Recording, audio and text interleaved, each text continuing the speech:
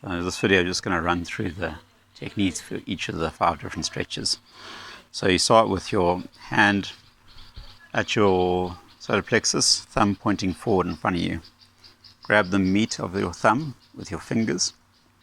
Place thumb of that grabbing hand on the back of the knuckles of your sort of ring and pinky fingers. This slab here doesn't bend very well on its own, especially if you're pulling it like that. So this is the most leverage you can get across your hand. That's what you're looking for. Grab that little handle of meat there on the far side, upper hand. Push the knuckles up. Twist it a bit until it's uncomfortable, basically. And then you want to get a torquing action this way. You want to basically be pushing the knuckles as if you're trying to push them into the middle of your forearm, at the same time as you're pulling in to get a leveraging action. You don't want to just push. You want to, your wrist kind of stays in place as you torque on it. So again, thumb there and twist, make it uncomfortable, and then pull and push, and it should hurt. And then you hold it 1, 2, 3, 4, 5, 6, 7, 8, 9, 10. If during the stretch it stops hurting, put more twist and put more torque until it does again. You want it to be uncomfortable, otherwise you're not stretching. Other hand, same thing, thumb pointing forward away from your solar plexus. Grab the meat of your thumb with your fingers. Grabbing thumb goes on the ring and pinky fingers, the knuckles. So this arm of mine's a bit skewed from being broken, but it'll be the same idea. Push the knuckles up, twist around, and now you torque it into the forearm. 1, 2, 3, 4, 5, 6, 7, 8, 9, 10. Things to watch out for. Don't let this shoulder go up to alleviate the twist. Keep the shoulder down. Keep your forearm absolutely horizontal to the ground. Don't let it come up to alleviate the twist. Don't let it go down, out from your body. It's horizontal across your body. So from your upper arm being straight down, your elbow bent 90 degrees, it should be right over your solar plexus. That's where you want it. Okay, the next stretch, start with your fingers pointing out from your solar plexus, the thumb pointing down. The other thumb grabs the meat of the pinky part of the palm. These fingers lie across. Again, you want to get that leverage to the far knuckle, which is now your index finger knuckle. So have it against your solar plexus, fingers pointing out, thumb down. Grab it, push it a little bit towards your elbow, twist it a little bit around this way. Should feel really horrible. And then again, you want to do a torquing action. You want to twist this way. So that it twists as if you're pushing the knuckles into this part of your arm, and at the same time you're pulling back on it. So push it up, give it a bit of a twist this way, and now twist it that way. 1, 2, 3, 4, 5, 6, 7, 8, 9, 10. Anytime it stops hurting, apply more twist and more torque and more push. Okay, fingers out, thumb down. Thumb grabs the meat of the pinky. Fingers lie across to the far index finger knuckle. You push it towards your elbow.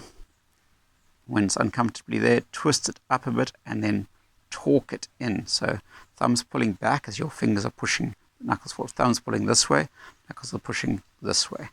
So up in and torque. 1, 2, 3, 4, 5, 6, 7, 8, 9, 10. Okay. You should think that sucked. And you're doing it right. Okay, third one. Again, everything horizontal. Fingers pointing up. You're going to grab the whole lot now. Because before we couldn't use the fingers, because to bend this way, the fingers are very flexible. Now we're going to get more leverage because we're going to use the fingers because we're bending this way. And fingers are supremely inflexible that way. So now it makes a good lever handle. So you're going to grab all the digits with or without the thumb, preferably with the thumb. And you can see even this finger's extending to the end of these fingers here to get a lot of leverage distance from where my thumb is across the hand. You want a diagonal as your longest line. You want a long crowbar. That's what you're getting, long leverage. So from here, this is a simpler one. What you're going to do is you're going to push the knuckles back as if you're pushing them sort of towards this part of your forearm, back and over, And once it sort of reaches its comfortable limit, you're going to torque it this way. You're going to get that circular pulling at the bottom, these fingers, pushing at the top with these. So you want to get a circular torque. So push. Once it's uncomfortable, grab and torque. There we go. 1, 2, remember, keep the shoulder down. 3, 4, 5, 6, 7, 8, 9, 10. Okay.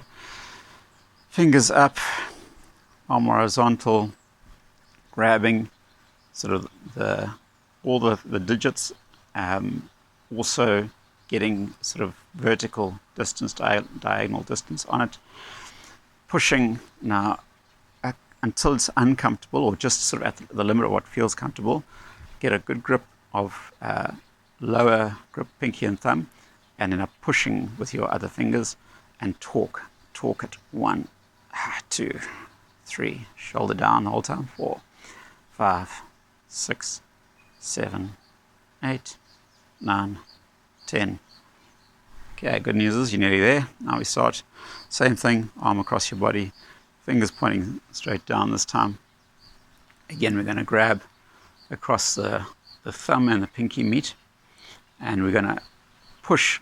We can't really use the fingers this time, but you're going to push on the back of these knuckles in the middle here with sort of this part of your hand. Push until it's uncomfortable, and then pulling with your thumb and your pointing finger at the top, and pushing with the bottom part of your hand. So you're pulling and pushing. Again, it's a torquing action. It's not a pull or a push. It's a circular torquing action. You want to apply a lever. 1, 2, shoulder down as well. 3, 4, 5, 6, 7, 8, 9, 10. And you should think, geez, this sucks. And then you're doing it right.